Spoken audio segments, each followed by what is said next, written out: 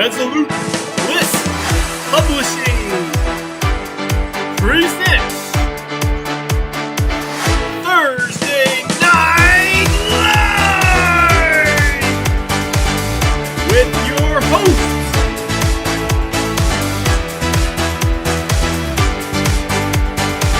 B-Red,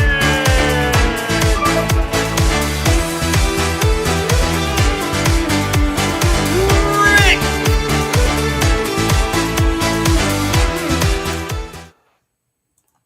hey! Yo, what's going on, B-Rad? I just love our intro music. I'm over here just rocking out. Just got the head bob going on and everything else. I don't know what's better, you or the guy that brings in the wrestling and says, I don't know who's the better one, man. Maybe I had it. Maybe I would have had a career in late night TV hosting. Who knows? Yeah, I don't think you would have been the Johnny Carson or the Jay Leno of the world. So You don't think so? I got pretty good chin. I think I could have tossed my my you chance got in to the get my ring. chin for me to knock it off, man. Come on. Well, I'm surprised you didn't, since we spent 3 days together on the road at Heroes Con. So before we do that, and as we continue with the show, we do have a special guest tonight. I see that he's in our secret room. We're going to bring him out here in a few minutes. We're going to go over a couple things, but I didn't want him to think that we were ignoring him. We are going to do an introduction for a second. Yes, I did want to hit you. You drove me crazy for 3 days. Oh, my head hurts. I can't get up. That's the way it works. You finally get time off from work to go do your comic book stuff, and you're like, you're out of it, man. These allergies are kicking my butt this year. I don't know. I don't know what's going on. If there's that was. Well, can we talk about Heroes Con? Did you like Heroes Con? I did. This was the official. Did you draw poster. that? Yeah, I drew that one. You like that? I wish you were that good. This is Jenny Frizen. This was the official con. And, it was a great time, but we got a lot of people to thank. We do. Well, hey, before you say that, it's funny. Yeah. I just picked up a Jenny book because I'm going to go see Six at the Chattanooga Con at the end of September. And Six is from Battlestar Galactica. She actually did the cover. So kind of excited about that, being a weird Battlestar Galactica fan. So. All right. All right. Who do we need to thank at the con besides me? Well, even before we got to the con, Rocky over at Crypto was nice enough to lend us a tablecloth.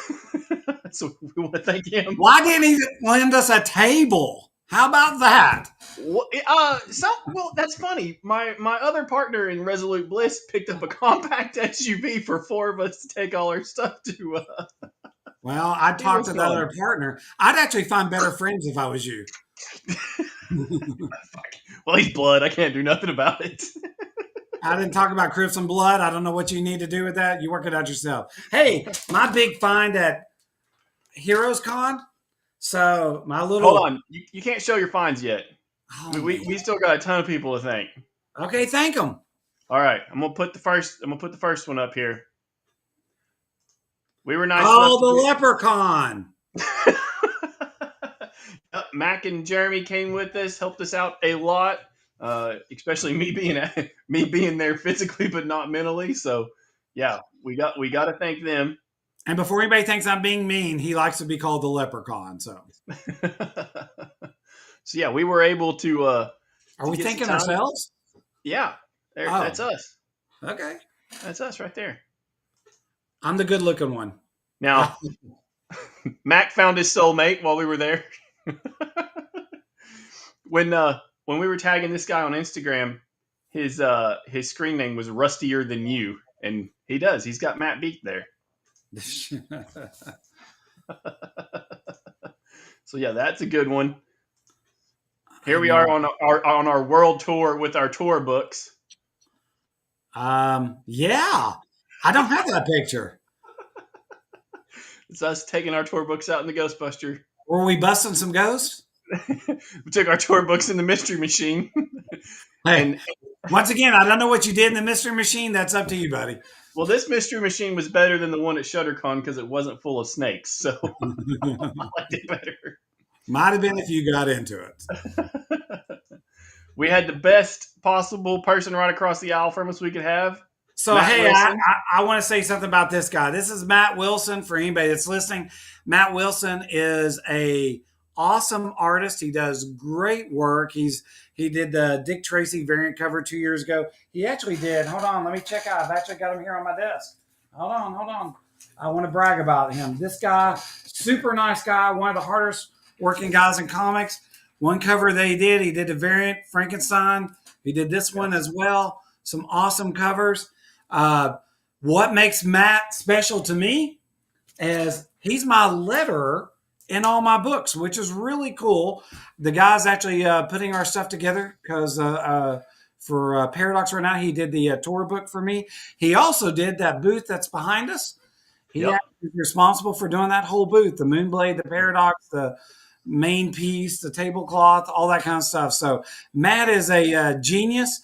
Love his wife, April. She's the real Teenage Mutant Ninja Turtle hero because her name is April O'Neil. So she was first. So Yeah, man, he always drops some knowledge. He's super nice. Couldn't ask for a better person across the aisle from us. And we did not plan that either.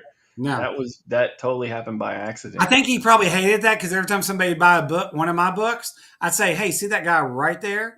And then I'd either run over there for the person or they'd go over there to get. And I'm quite sure he's sitting there saying, "Dude, I've got like people's stuff to take care of. I'm keep signing your books. This is getting old." So yeah, he had a con exclusive, didn't he? Was it Battle Beast he had a con exclusive with? he had a con exclusive, yes. So everybody was at his booth, yes. Yeah. So that was cool. Love Matt though. I do. Spider-Man and Black Cat stopped by. They were digging some comic books. You were able to take your book down there to Mr. Lee. Who is that? Yeah, showing off his interior cover there. So Jay Lee, and I still Jay and I will talk about this week. I don't know if Jay's mad at me for putting him as an interior cover versus the outside cover, but that is Jay's cover right there that he's holding for my tour book. And when I first handed him the book, I said, "Hey, you got to sign one of these for me." And he said, "I didn't draw this." I said, "Open it up." And then he just looked up at me. He's like, "You do realize I'm Jay Lee, right?"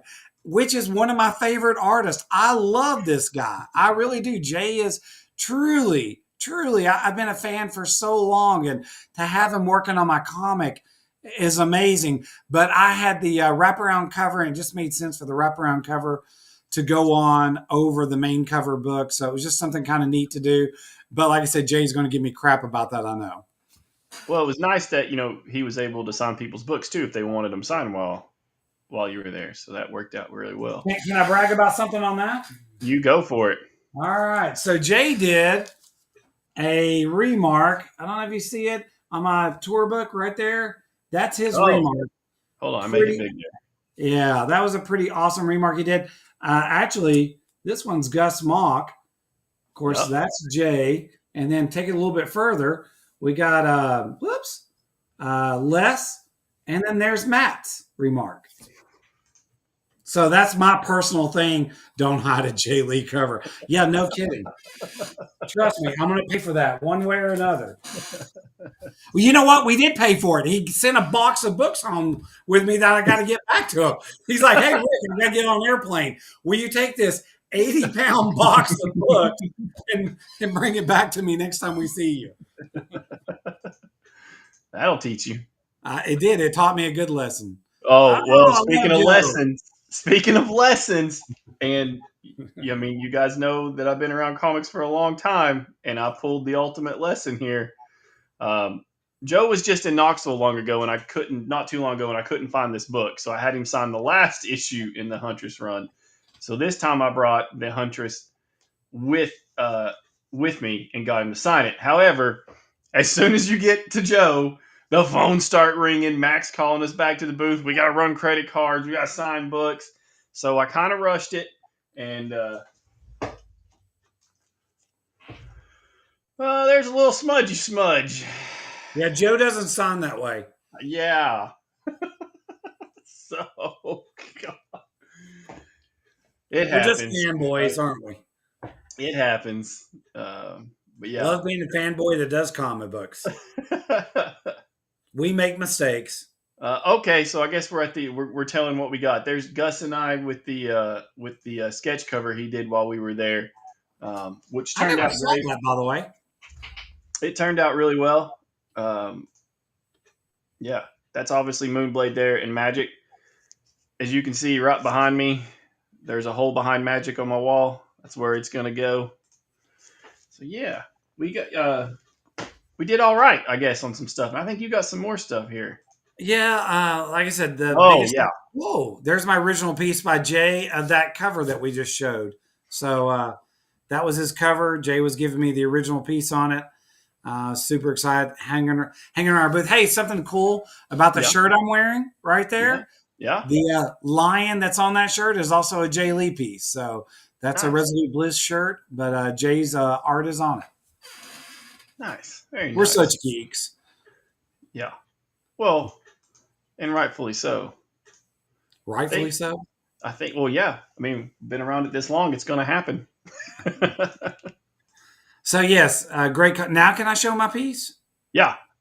So I bought. So I've had this Oh, little bullseye statue forever. I think you made a Jay Lee fan mad. At least it didn't get covered up. Do we know who Cosmic Cat is? 80 pound the books. Oh my gosh. Hey, I'm sorry, Cosmic. I love Jay Lee. My gosh, I've got him doing 4 covers for me. I love the guy. I carried a box home for him. I had to put up with 3 angry men in the car with that box. So anyway, so the bullseye has been lonely for a very long time. And I finally found its partner, which is the Daredevil 9.4 that I picked up while I was at the show. Nice. So, pretty happy about that. That completes my key Daredevil run. I've always been, as most people know, if they ask me what comics I read, I always say I read Daredevil and Silver Surfer. That was always fun stuff for me. And collecting the key issues of Daredevil and Silver Surfer have been important. For those that know me really well, I lost a lot of key issues many, many years ago with a bad business partner that let them get bought for $1 a piece and wanted to kill them. But so I've been trying to replace them just so that when I die, my kids can go and resell them on eBay probably for $1. So the circle is complete. the circle is complete. $2 for $1,600 worth of books. Yeah, it makes perfect sense. So, and Mac also got a copy of that. He found a really good deal, not graded, but he found a really good deal of that. He picked up a lot of key issues too. I don't see Mac on here tonight. He's not watching, so I'm a little disappointed. So his work schedule is pretty weird too. I know. I think he goes into work around this time. Yeah, he did. You Daredevil guys made out in that one, didn't you? You guys. Whoa. Daredevil guys made out. Guys scored a lot of books. Now, what you guys did in this compact SUV is another story. Please pick your words carefully. All right. No, so overall, Heroes Con was awesome. You know, it's my favorite con only because it is a creators con. Lots of artists, a lot of writers, a lot of publishers. Not a lot of fanboy stuff in the sense that it's pop culture and cosplay and things like that. There's not tons of actors there. This is truly one of those cons. I don't even know if there was actors there. I don't think there was. I don't know. I acted like I was awake at the booth, so that's the best I could do. So yes, it's just not one of those shows. I don't think there was any actors there either. So it's just one of those shows that really focuses on, hey, these are the creators. They're trying to bring stuff to life.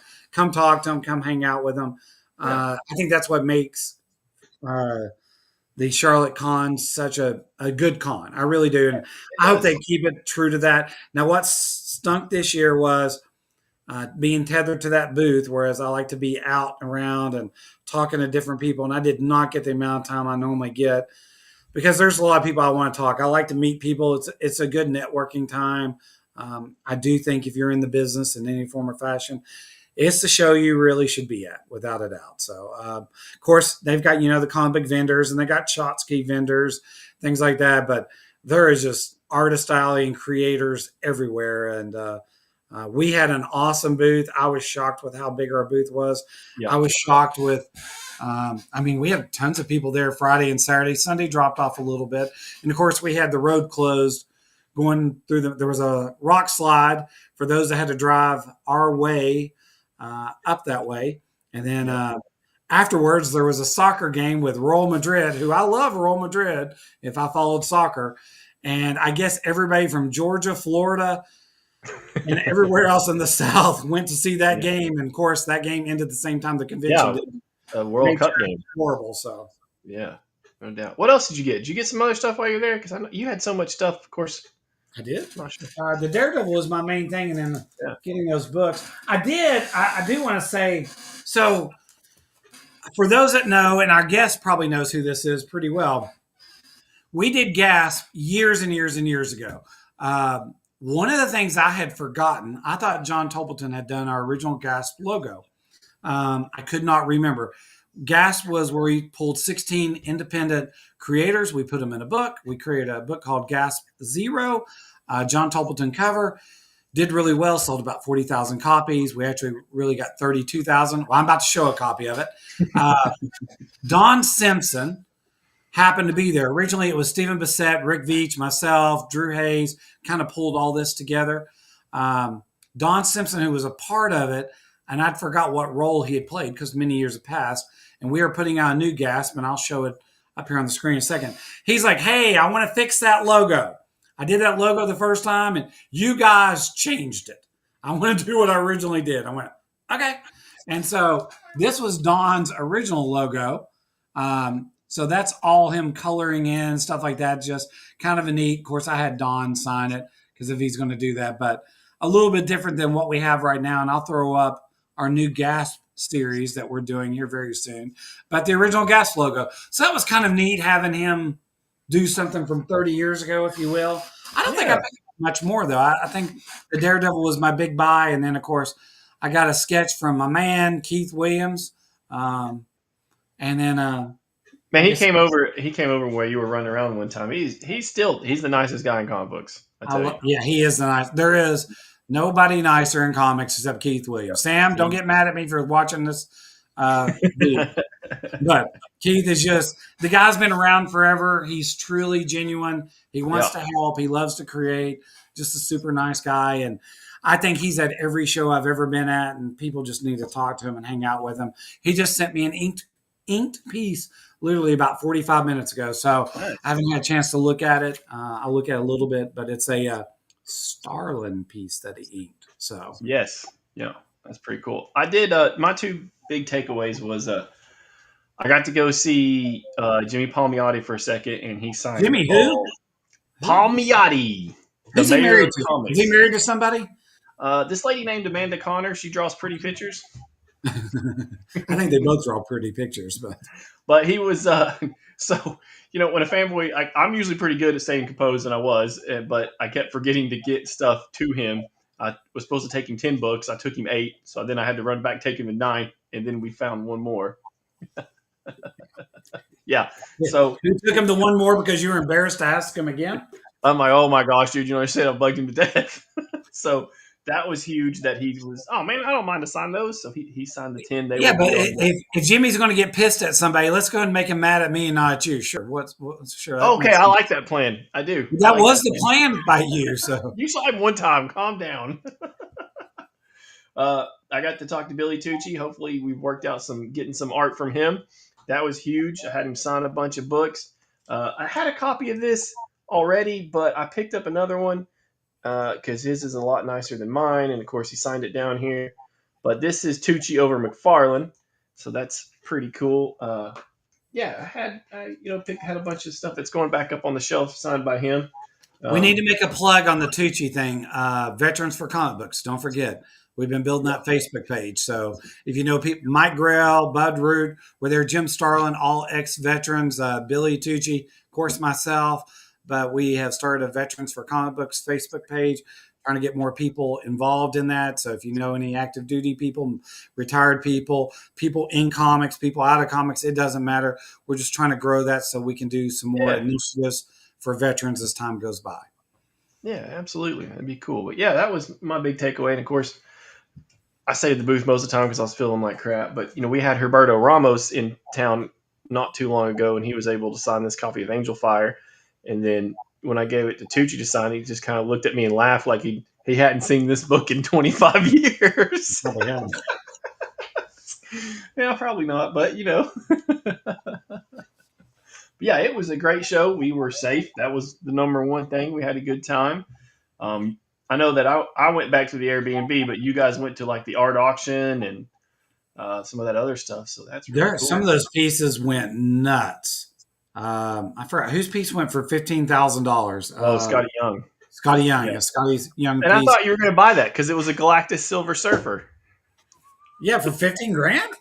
There was another Galactus piece that I did want to buy. Wound up going Scotty Young's Galactus piece. He did it to scale, so the Silver Surfer on it was literally that big. You had to look really hard for it because Galactus was that big.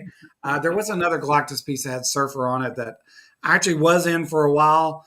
Got out of it. Hit about 1,400. I was into about 800. Then there was a Swamp Thing, Man Thing piece. I'm trying to think of who did that piece.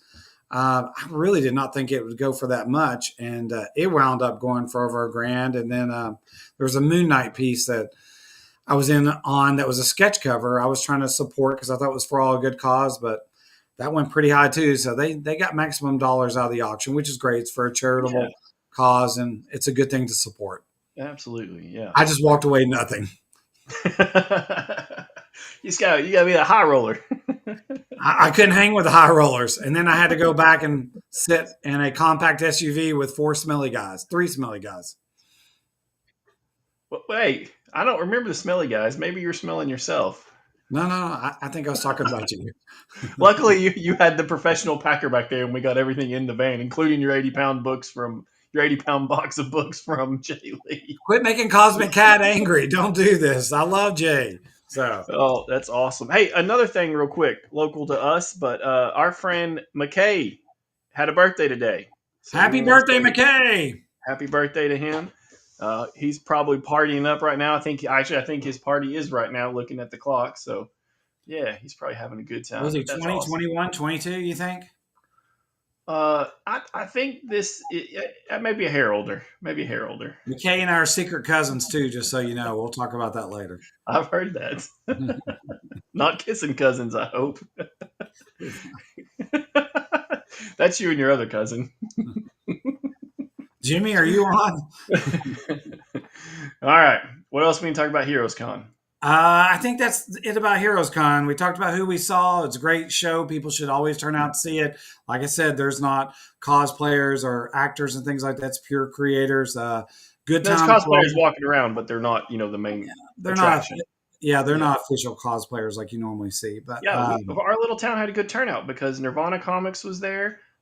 Andy Gordon, Utopia, Frankie Langley. Yep, Utopia Toys was there.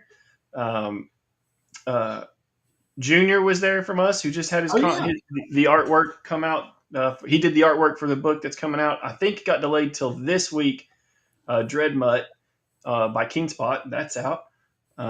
We think Scott West was there. We're not positive because we never identified him. That's kind of a common name, so we're not sure if it was the right one. It was Scott Donald West, so it makes me think it was him. We just didn't get time to go see him. Our little, and of course there was, people we see locally here that was there too, that are, customers at shops and stuff. So yeah, it was neat to go that far away and still see that many local people. It was cool. That's always fun to do. Yeah. So I know you've been busy. Were you able to read anything? Yes. All right. So, Spider-Man Predator came out this week, right? Yeah, I figured you had a Spider-Man book for me.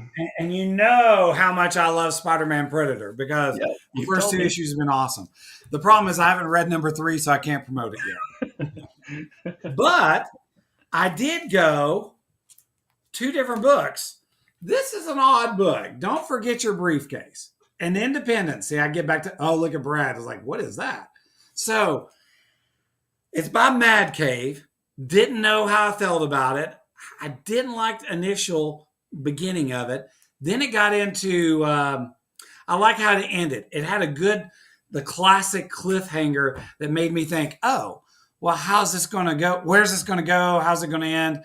So it was good enough that it made me want to see issue number 2. So I did get that. Of course, also read Blood Type, just because a little vampire story. Once again, trying to stay on my independent lines. It was pretty good, solid story. not anything relatively new or something like that, but still a good story. But like I said, if you want to try something a little different, it gets a little political, almost a Men in Black with nuclear codes, I guess, would be the best way to describe that. What about you? Well, I really wanted to read an independent because while we were at Heroes Con, I got Matt Wilson's cover to Pale Knight. It wasn't really heavily advertised, he was saying, and stuff, and I missed it. It came out 2 weeks ago, I think, maybe 3 weeks ago. So this is his cover of number 1. So I want to read that, but I didn't want to throw it in my gear bag because I knew I'd want to show it off tonight. So what was in my bag was I leaned back on some really old stuff, knocking out some trade paperbacks. The Old Sandman. So this is the one that if you've seen the Netflix series, this is Prelude Nocturne. This is what the show's very loosely based on. I would say it kind of follows the plot, maybe, but everything else is different. Like, there's a bunch of other DC characters in that one, but they're not in the Netflix show. And then something else that was laying on my desk, I grabbed Event Leviathan. Kind of got a few years on it. For Brian Michael Bendis, I don't know. Definitely after reading Sandman, that one was not as strong. But yeah, those are the two I got read, and I'm caught up on my loose issues except for that Pale Knight. So okay, cool. I'm gonna probably be reading some more. I'm looking at a stack right here beside me of some trade paperbacks. But yeah, it's a good week. Got a few books read. Can I go with some comic news? Oh yes, absolutely. I always have a piece of comic news. So throw up my graphic there, please. All right. Heritage Auctions. $408,000 for this cover.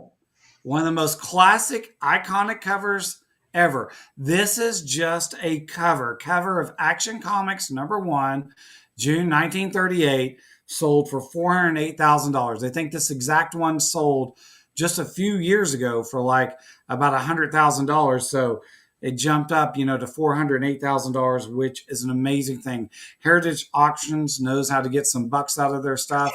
But I want to stress, this is a cover. This is not the entire book. Yeah, the joke is somebody has the book and paid big money just so they can finally have the cover and put them together. I don't know. So do you think this is – so obviously the cover is the most iconic, but do you see somebody maybe taking finding books like this and maybe taking a page out? I'm not saying the book's probably already destroyed, but there may be one good page in there, and maybe you'll see pages like this from books of that. I mean, it's probably not more of a bigger book than this. I'm trying to, you know what I mean? But yeah, I start to say, if you have Action Comics complete, I would think it'd go for bigger bucks as a complete thing. But I'm saying if you found one that's tore up and maybe there's only half surviving pages or something, I wonder if people are going to start would start selling the pages. Like this now becomes more valuable.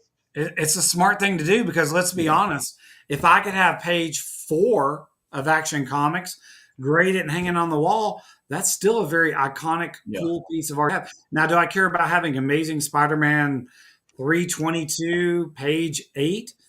Probably not. That's a different ballgame. Yeah.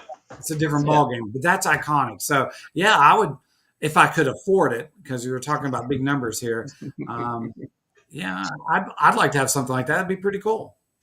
That's cool. Well, I'm going to let you introduce the man of the hour. Well, so we have a very special guest tonight. I got something to throw up there for him. He actually did. He has actually done several things for us now at this point. Met him several years ago. You don't have to throw this up yet. I just wanted to get it ready. But I did not realize how long this guy has been around. I hope he's not sitting there saying, "Are you saying I'm old?" No, the thing is, he has done so much stuff. And the way I met him is simply, we have a mutual friend, Sam Payne, who we've had actually on the show before, who I love Sam. Sam and I are good friends. And I was talking to Sam one day, and he's like, "Have you talked to this guy over here?" And I went, "I don't know who that guy is." He's like, "You need to know who this guy is. This guy is good." He's like, "I've looked at his stuff." He's like, "Man, I'm telling you, he's good." He's like really good. He's done a lot of stuff. I looked into him. He'd done like Looney Tunes for DC. I think he's doing Peanuts now. I'm a huge Scooby-Doo fan. He'd done Scooby-Doo. As a kid, he's done Space Ghost, which is one of my favorite things from kid. Remember we went to Dragon Con and watched all those Space Ghost Coast to Coast episodes. He's done some Batman Brave and the Bold. The point is he's done so much stuff out there. And I don't think people realize how much stuff he's done. And not only has he done stuff out there, it's really good stuff. I mean, it's really quality stuff. And it's amazing. So when Sam was telling me this, like, you got to talk to him. I'm telling you, he's got great stuff. So I approached him and said, hey, my name's Rick. I'm a co-owner of Resolute Bliss. Sam keeps pushing me on you. And I was standing at his table and I started looking at stuff, and it was awesome stuff. So glad that he's actually done a couple of pieces for us. They've not come out yet, but they are coming out very soon. I am very proud and honored to introduce the great, the imitable Robert Pope. Thank you for joining us tonight. Where's our applause? Thank you. It really is like the Johnny Carson show. It is. And wait till he roasts you in a second, then it gets really bad. I'm just 40 years out of my element. I was going to say maybe we could have done something with the Toreador music when when Rickles came out. The big bullfighting music, that kind of deal. But it's very kind of you. Very happy to be here. No, thank you very much for joining us. So I want to go ahead and start putting Robert on the spot right up. I think he has seen this, but I want to throw a couple pieces up there. So here, this is an exclusive. We've not shared. I love my exclusives. You know that. So this is an exclusive. This is a cover that Robert has done for Oz #1. This is one of our variant covers. This cover was meant to be fun. Oz is a very dark story. And when I saw Robert, I immediately said to him, I was like, hey, I want something, because Robert, I was explaining the story, and I think he was sitting there saying, you don't want me. And I'm like, no, I want a happy, fun story that reminds me of being a kid or a piece. And so that's what Robert gave me. So Brad, if you throw it up there for me. Yeah. So this is a cover that he did that will be on Oz #1 when it comes out.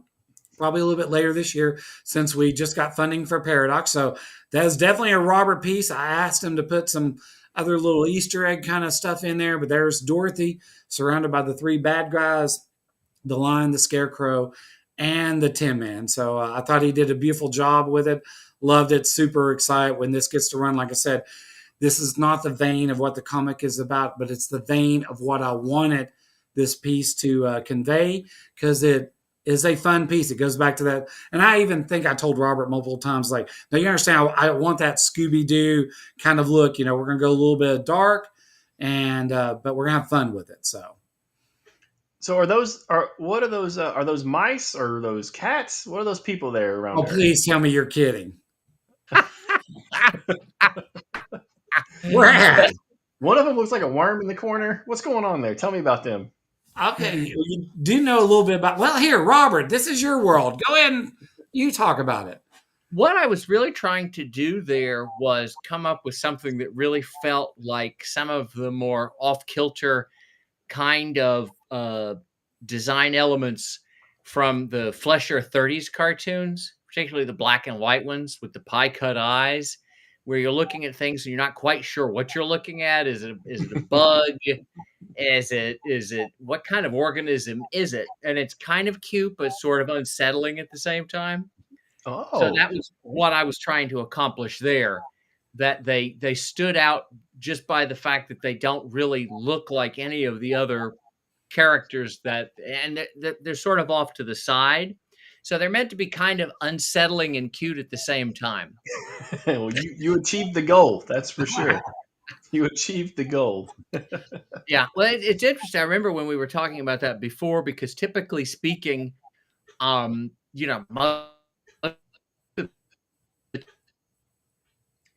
these years when people come to me for stuff, they're looking for things that are cute or, kind of, not fan.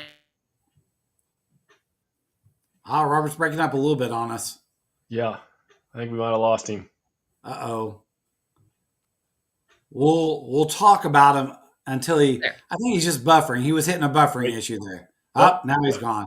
Hopefully he'll come right. There he is. He's back. I kept talking. There we go. Hard to stop. We're back. We're back. We just talked bad about you for about 4 seconds, and we let it go. Oh, he broke up again. Man, he's yeah. There he is. Here he is. There we go. There we go. Yeah. So am I dying on you guys or what? I'm confused about who's dying here. Yeah, I think you're dying on us. Yeah. Uh-oh. Well, I'm not sure why. Maybe it's just my material. No, that is this a cover, right? This is a cover you're showing. This is going to be a cover for Oz, Nightmare and Emerald. Number 1. I'm going to run on number 1. And like I said, I thought Robert did an amazing job when he sent me the pencils on it originally. I was super happy. What I could not remember is if I ever showed Robert the actual colors on it. Have you seen the colors? I hadn't seen the colors. So that looks great. It's really neat. Happy with it?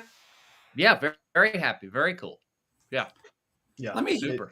I've got another one to show Robert that he does not know about. Uh-oh. Huh. Yeah. So did Jay Lee do it? Don't give me any more trouble with Jay, please. He's great. He's such a wonderful guy. I love Jay Lee. So I asked Robert to do, I have a sketchbook. In my sketchbook, I put my characters in it and stuff like that. Robert did I was walking out of the Chattanooga Con one day. Robert and I already knew each other. We'd already spoken. And I said, hey, you want to draw a quick sketch for me? And Robert, it took him maybe 15 minutes. And he's like, the show's about to be over. He's like, but I'll knock something out for you. And I get a lot of people in my book, and I have a lot of big names in that book. And Robert, you can ask Brad if this is the truth. So I'm calling Brad on my way home. I said, I just got the best sketch I think I've ever gotten in my book. And he's like, who'd you get? And I went, Robert Pope. And he's like, what'd Robert draw for you? I'm like, it's an amazing piece. It's so good. I'm going to have it colored. And I'm asking Robert to do another piece for me, which is why you did the second cover. But I'm quite sure you have never seen this colored because I decided to have it colored and see what it looked like. And it is truly a piece I love. So throw it up, Brad. Oh, wow. Look at that. Gee. I love that piece. That piece. God, the colors are great. The colors are amazing on that. And it's just one of those pieces that after you drew it, and you drew it so fast, that's why I called you back up and said, hey, do you want to do another cover for me? And you did the other fun cover, which I'm not going to release on this show tonight. Right. But you do have the other fun cover that we have done. But it's kind of like this. It's amazing. So that coloring is just gorgeous. Marvelous. Do you remember doing this? Oh, I remember doing it for sure. because of course, anytime, whenever I'm doing something like that, I'm always trying to stage it kind of like a Dell Comics cover, like a Walt Disney's Comics and Story cover, where the entire gag, I'm trying to make sure none of the elements kind of spill off of the edge. If you go back and look at those Donald Duck and Uncle Scrooge covers, they're super posterized in the way that very few of the elements bleed off of the page. They're not necessarily cinematically staged that way. And when you've got one, the Tin Man who's such a tall character, and then the Ips, are so horizontal. When you got this vertical character, trying to stage them on an 8.5 by 11 piece of paper is challenging. Mm-hmm. So I remember that vividly. And so Robert just used a term that he's actually used with me a couple times, which is why I went back to the well to have him do another cover for me. He uses the word gag. And that's what I really liked about it, because he looks at it in a different point of view, as in, hey, I want to make this work and really take advantage of the characters in a different way. And like I said, I can't tell you how much I love that piece. I think it's an awesome piece. Unbelievable. And like I said, it's the whole reason why I came back to him and said, Robert, you got to give me and if you remember, Robert, what I said, I want a cover that captures the same kind of attitude this one captured. So, and I'm glad you were happy with that, because my whole take when people come to me at a show for a sketch, I always try to do something that's a little bit more than just kind of a pinup drawing. I'm not trying to go for a whole flat out story, but try to come up with something that's just a little off kilter, or it tells, as you said, it's a gag. I see that Cosmic Cat mentioned Animaniacs. And I for about 5 seconds actually worked on Animaniacs in the early 90s. Oh, very cool. Yeah, I worked for John McClanahan. He had a shop in just outside of Chicago called Star Tunes, and I went and worked with him for I'm not kidding, not even 2 weeks, and had a lot of fun. And it's interesting that the Animaniacs came up, because of course that's also sort of the characters that are standing, back behind the scarecrow, that are menacing around Dorothy in that cover. They sort of look a little bit like the Warner Brothers and sister. And of course, they had come out of an old Tiny Toons episode. And I'm sure you remember the title of the Tiny Toons episode was Animaniacs.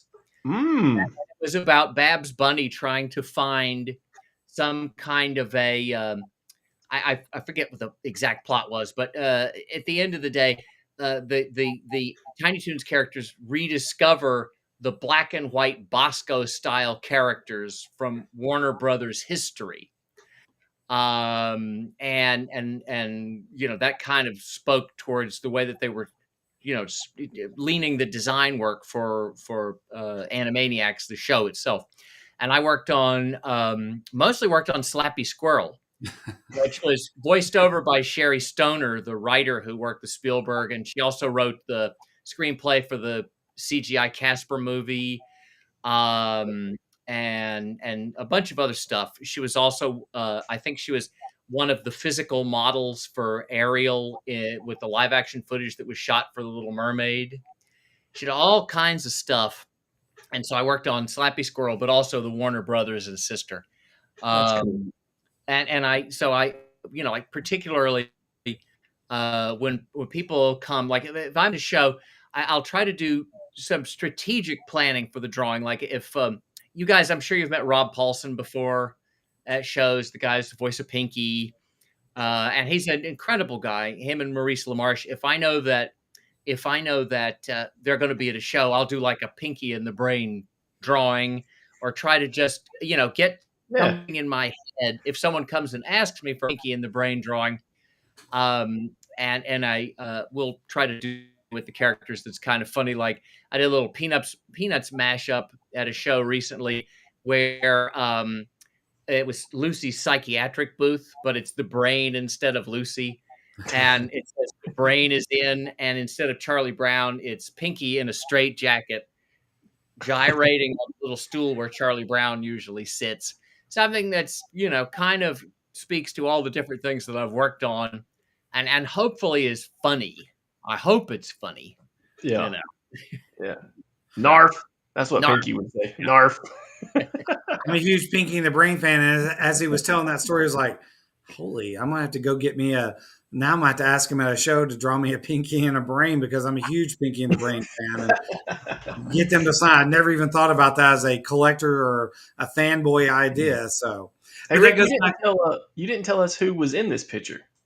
I think the Tin Man's kind of obvious, but what about the other two? Tin Man, that would be Aurelius and Myrtilius, both characters from Paradox. They are the imps. That's actually King Arthur and Merlin the Magician that follow Paradox all around. They are definitely the comedic focal points of the whole story. Actually, Les ran with them in some ways that he probably shouldn't have in the last 2 issues, but I'll let him kind of go crazy and make all kinds of jokes with them. But that's who they are. So, and actually, they are going to be featured in the Paradox story.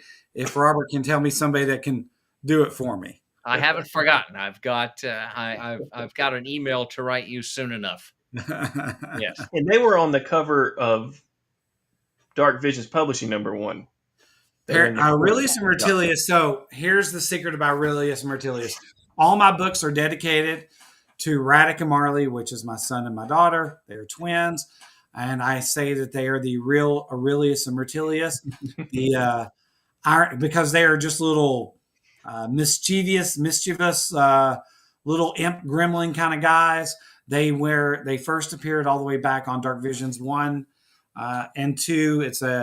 There are characters that Eric Treadaway, who owns the Four Horsemen Toy Company, and I sat down and came up with. Like I said, their goal was to provide comic relief. To be honest, if you asked me who my favorite characters were in the whole Paradox series, most people think either Paradox or Order or Deceit. They are three of the main characters, or the scary character Mayhem.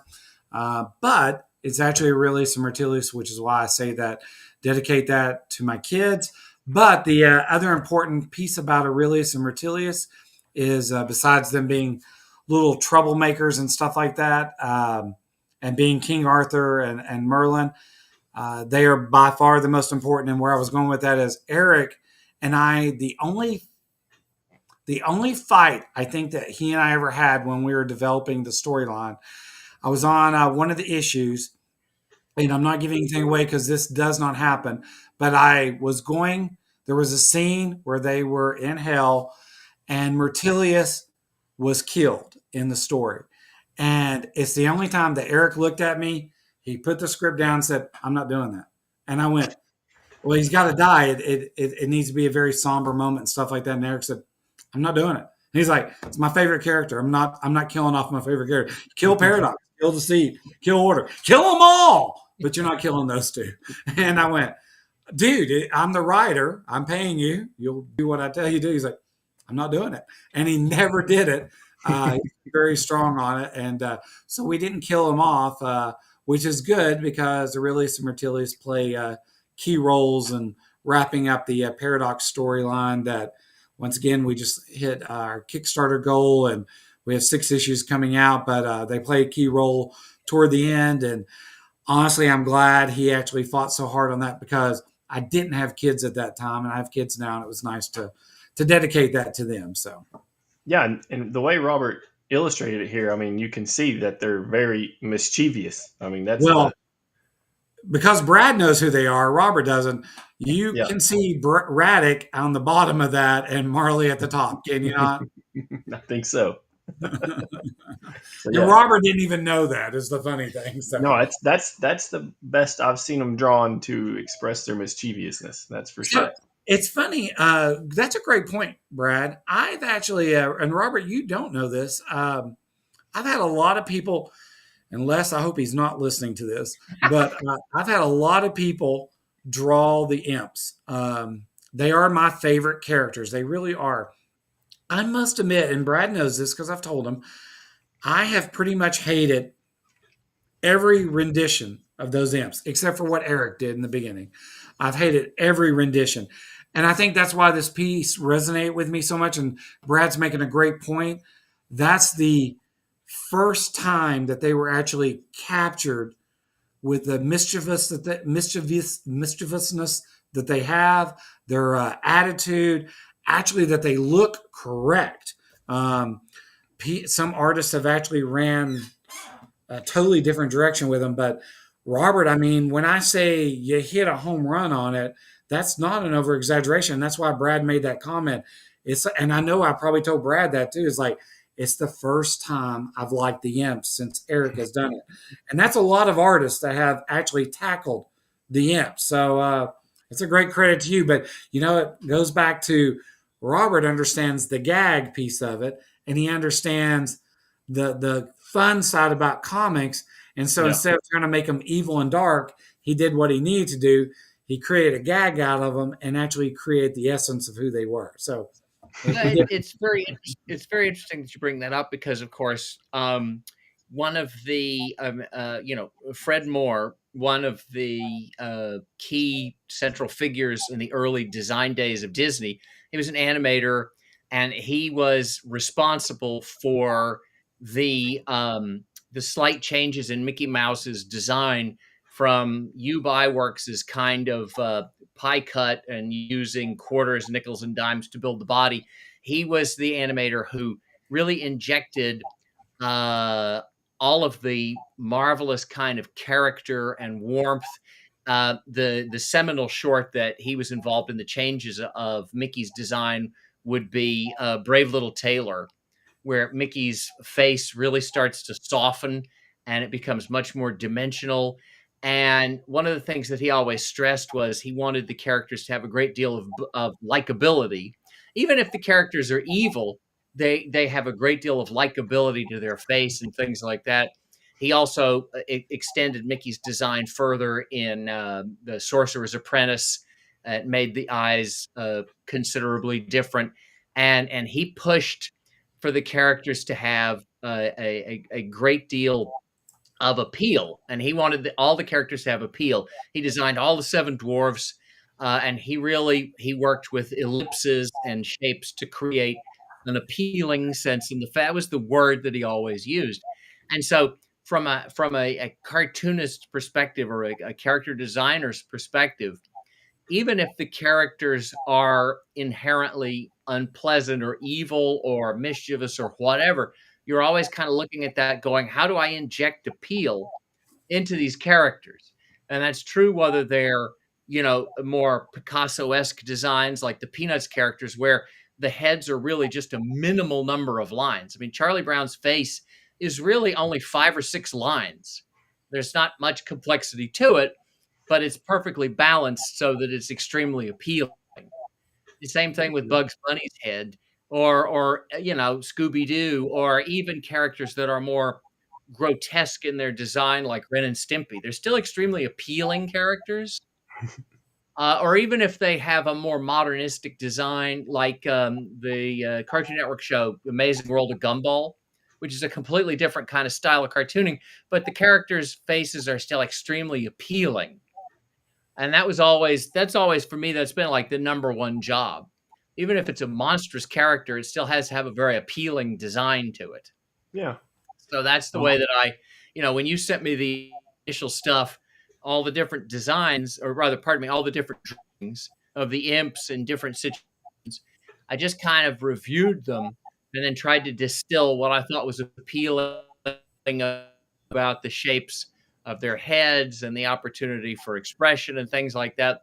And then in that case, sort of approach it like Chinese caricature, which is one of the philosophies of the great Chinese, some of the great Chinese illustrators, caricaturists, was you would take a moment of deep focus and look at the material that's presented, in this case, the live person sitting in front of you, and then turn away from it and not look back at it again. So whatever you're drawing is a real pure distillation. It's coming out of you, and you're picking and choosing internally in your mind all the little things that you kind of want to spotlight. So it's probably a really overcomplicated. The mind of an artist. I think Robert's taught me things tonight. Honestly, this is. It's perhaps the best way to say I was lazy and I didn't go back and look at what you sent me more than once. No, but that's the whole point. You and Brad recognized it too. You hit it on the head. You got it right, and you may use those words, but however you want to say it, I've spent 30 years trying to find somebody else that could draw them in a way that, hey, that's what I really like. So with that said, and because I really do like Robert a lot and I like his work, I said I wasn't going to show it, but we are going to show, this is going to be the cover of, this may actually be a cover of our next tour edition and not number 2. So throw it on up there, Brad. All right. Margrave says he's learning to draw from you right now. He says, cool. All right, here we go. So this is another piece that this is a piece that Robert did specifically for a cover. Right. I love this piece. Once again, and when I called him up, I said, hey, here's the deal. It's got to have the imps in it. No matter what. I don't care what else you do, but it's got to have the imps in it. And of course, he threw the imps in it. He's got the Scarecrow and the Tin Man. He made the Tin Man a beehive.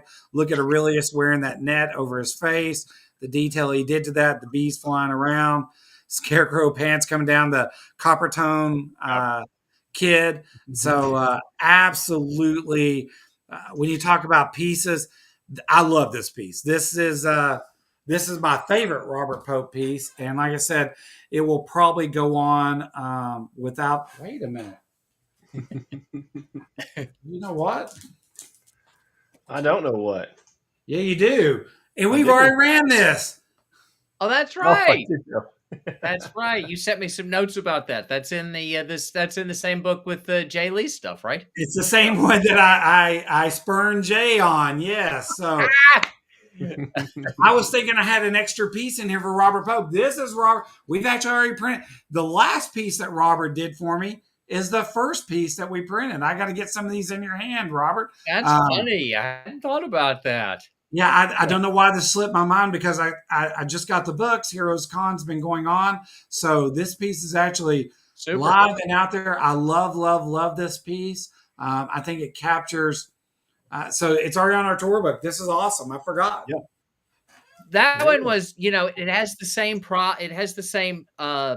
I wouldn't say problem, but it has the same aesthetic challenge as the piece with the imps and the Tin Man, which is you've got competing horizontal and vertical characters. And in this case, you've got two separate stages of action and trying to balance them so you don't lose either one. And then, of course, when you said in your direction, you said you need to, he's pulling the stuffing out of the scarecrow.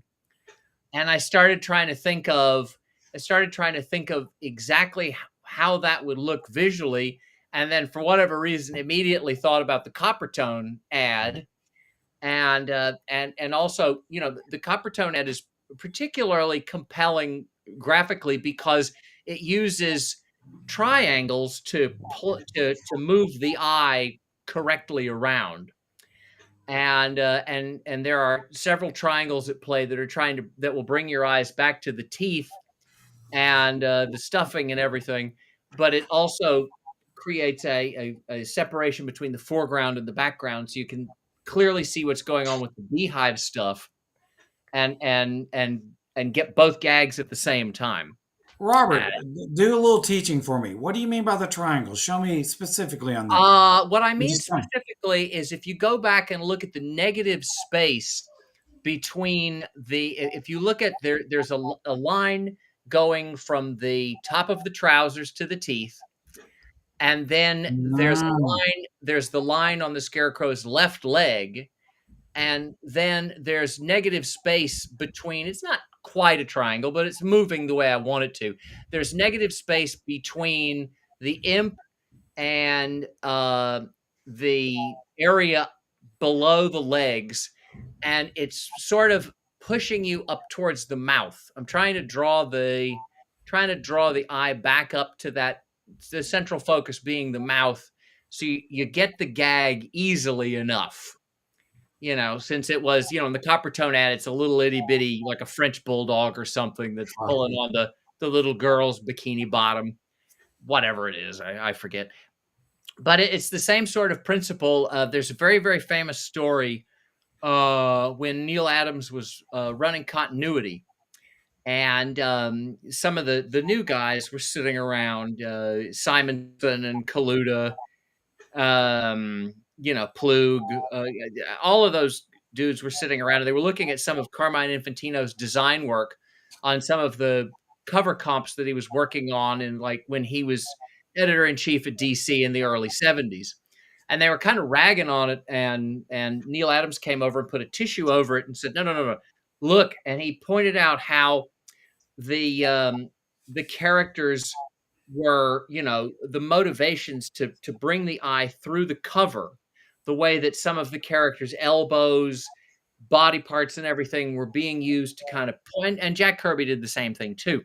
They used angles in the body to bring the eye around. There's a very famous neoclassical painting called The Oath of the Horatii. And I couldn't spell the Horatii part, but if you Google it, it probably will pop up. And it's a very, very famous neoclassical painting of these dudes. And I just said dudes, these guys, whatever. And they're soldiers that are taking an oath. And there are multiple uses of triangles where their arms are stretched out, the way that the swords that the main guy is holding, that's part of the oath that they're taking, and the way that their legs are spread out.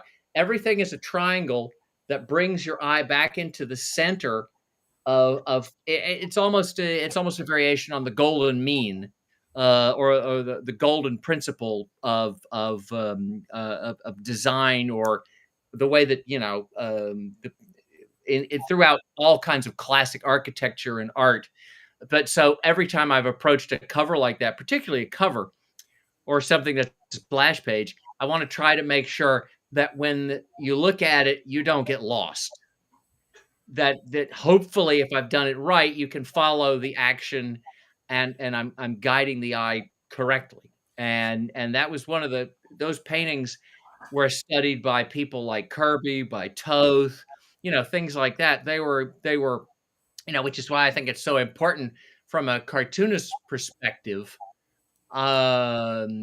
to study more, as much classical art as you possibly can, up to and including cubist work and things like that. If you go back and look at some of Picasso's cubist work, some of the stuff when he was in Spain and painting super fast dusk till dawn stuff, and lots of the animals that he's painting, if you go back, you can see Charles Schultz really, really dug Picasso's cubist influences, particularly like the late 50s Snoopy, when he's super elongated and rubbery and looks a lot like a piece of chewed gum. The negative spaces, the way that the mouths work is very Picasso-esque. So, boy, I went off there, didn't I? No, I mean that's the part we don't know. So that's good hearing it And from this your is the part side. that's interesting for everybody. And the key, and I got to respond to Cosmic Cat there. Once again, that was going to be originally the back cover, and Jay was going to be the front cover. Jay was running a little late, and then I got that beautiful wraparound cover, and I felt weird putting the wraparound cover in the middle, so we put it on the outside.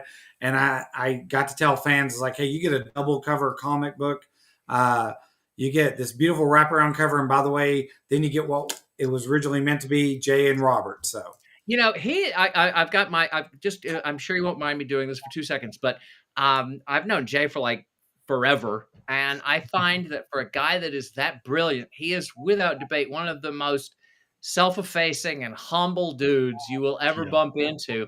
I met him, I think one of the first times I tabled next to him at a show in Edmonton, Edmonton Expo. And I couldn't stop myself. I went over and I said hi, and we ended up having dinner, and I said, I think the first thing of his that I ever encountered was when he was drawing Namor when Byrne was writing it. And I said, oh my, I just completely fanboyed on that sort of stuff. And he was like, oh my God, I didn't know what I was doing at all when I was drawing that stuff. And we had a great chat about it. And I just find, I just love the way that his sensibility for the Silver Age characters and things, the way he, there's. Uh-oh. We're losing Robert again. Gorgeous stuff. Gorgeous. So, Robert, a couple things, because we're up on our hour. But first of all, hey, if I was a fan and I wanted to find some of your stuff online, where could I go? Stuff online. Gosh, you mean just like examples of my work and things like that? No, if I wanted to buy something of yours, if I'm somebody listening is like, hey, this guy's got some cool stuff. Do you have a website? I don't have anything for sale, particularly on my website. It's really mostly a sales tool.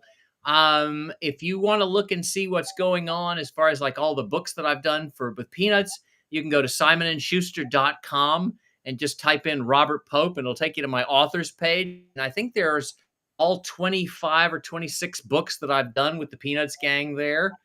You can go to Amazon and dial up any of the things like the graphic novels that we've done recently, Scotland Bound, Charlie Brown. I'm not sure what's in print or not in print right now. The stuff that I've done for DC, of course, they have basically brought to an end the Looney Tunes comic books and Scooby-Doo as well for the time being. So my last issue came out some months ago, but you can go to dc.com and type my name in and see all the stuff out there if you're interested in kind of going back and collecting. I mean, I started working in 1999 on Space Ghost Coast to Coast, which I was animating on at the time. Then I went to Scooby. Then I went to Cartoon Network Block Party, which was Johnny Bravo and Dexter's Lab, Foster's Home for Imaginary Friends. I did Scooby-Doo for off and on for well over 12 or 15 years. It's funny, you showed the picture of Joe there with the Huntress and everything. And there was a period there in the early O's where Joe and I were sort of trading month after month. He'd do a month, I'd do a month. The Batman, the Brave, and the Bold stuff, it's been out of print forever, but usually you can find it. I did multiple issues of that too. So it's just sort of a fishing expedition, I'm afraid. Okay, then where can we catch you? I'm a fan. I dug you, and it's like, hey, I want to meet you in person, get you a Pinky in the Brain. What shows you got coming up? My next show coming up is Dragon Con. After Dragon Con, then Chattanooga, Grand Rapids Comic Con in November, I think. And in October, if anyone's on the West Coast, I will be, I think the first weekend of October, I'll be at the Charles Schultz Museum signing books also doing drawing classes at the museum's educational center. Awesome. Do you have a very, very remedial class for me? All my classes are remedial. Like how to draw straight lines, remedial. That's what rulers are for.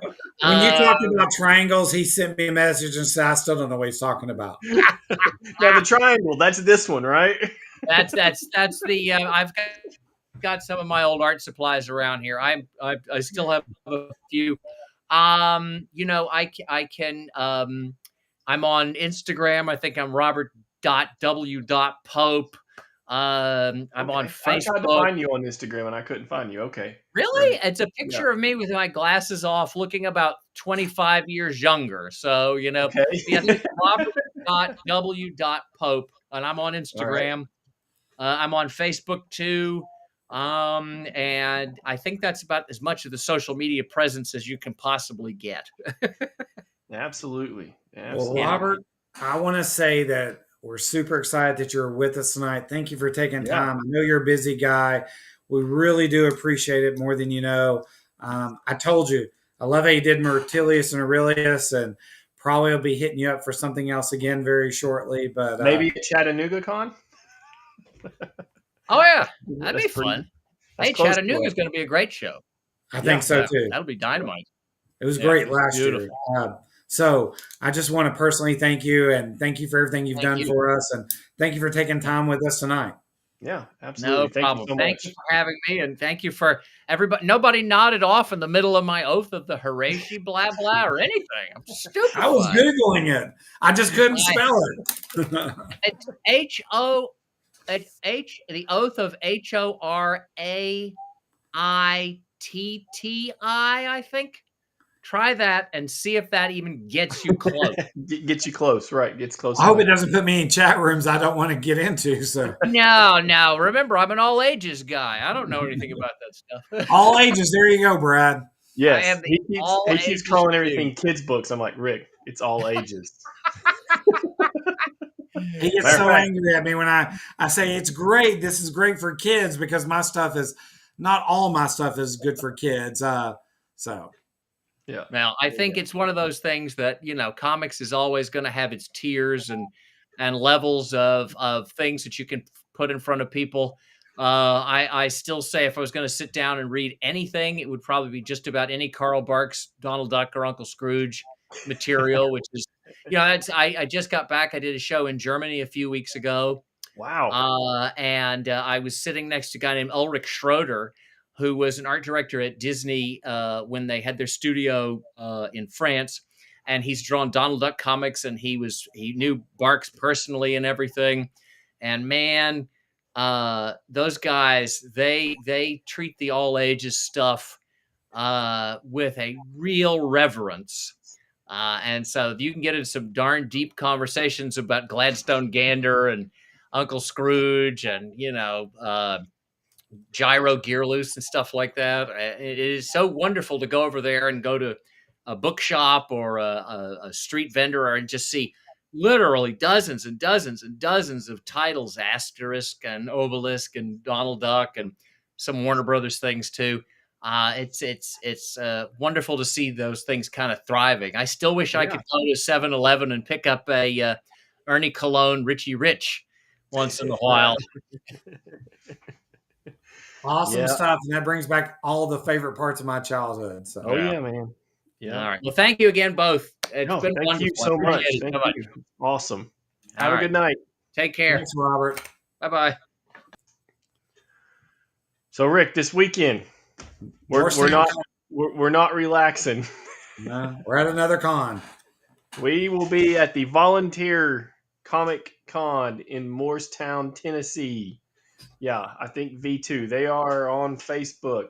It is a Friday, Saturday, Sunday at the big Morristown Recreational Facility, which is a beautiful facility. Swimming pools, running tracks, and everything.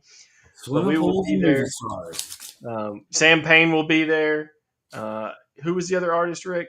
Andy Gordon. Andy Gordon will be there. Yep. And then there was one more. Oh my gosh, I know you're gonna put me on the spot. I can tell you. Oh, Sketch Ellis. Sketch Ellis. Yep. So Morristown, this is a first-year con, so we're going to be setting up, checking it out. I think it's 2 to 8 on Friday and 10 to 8 on Saturday. So we will see how it goes. But that's where you can find us if you want to find us before next Thursday, because we will be back next Thursday. Same bat channel, same bat time, 7 p.m. We will be here. Both our tour books are out, so I'm proudly displaying back here my tour book here with my 3 characters, which you can only get my stories in this book. It's kind of like their day one stories. You've got somebody wrote all over yours. I can't even tell what that is. I know. I made a mess on it. But both our tour books are out, so we have them with us. You've just wrapped up your Kickstarter Paradox. It is funded. It is golden. All right? It is. We're good. Everything good. And I got to do all the work and get it all shipped out. Hey, Mac! Mac! Where are you, Mac? Where's Big Mac? I have submitted Moonblade #1 to Kickstarter to be reviewed to make sure I'm within the guidelines. I saw it was approved today. Oh, is it approved? I've already seen it was approved. Nice. Very nice. So that is gone into preview mode right now, so very good. Now hurry up and get it off there. I got to get Oz up there. Oh, well, I was going to leave it in preview mode for about 5 months. Is that cool? We only did that Paradox because you didn't have your done. During this learning phase, maybe you should move a book to preview mode. I wonder if it'll let you do that. It won't. It won't let you, so even if the book's in preview mode, it won't let another. They won't review. We already know that. Remember, because we tried to do that with Moonblade. No, your book was already live, not in preview mode. Oh, you're saying they're going to let 2 books go into preview mode? No, I'm not saying they're going to. I'm saying I wonder if that's one way to get it to get reviewed. I don't know. We'll see. Yeah, I don't know. But Volunteer Comic Con is where we will be this weekend. Come say hi. Come see us. I'll have stickers and pins like always. What else you got there for us, Rick? Nothing much. I'm glad that Robert visited. Love that. It's a different perspective. Yeah, he's a huge talent, super nice guy. So it was nice having him on. Very cool. Very cool. We're rooting for you guys. Thank you, everybody that's watching. We very much appreciate it. And we will see you either this weekend or next Thursday.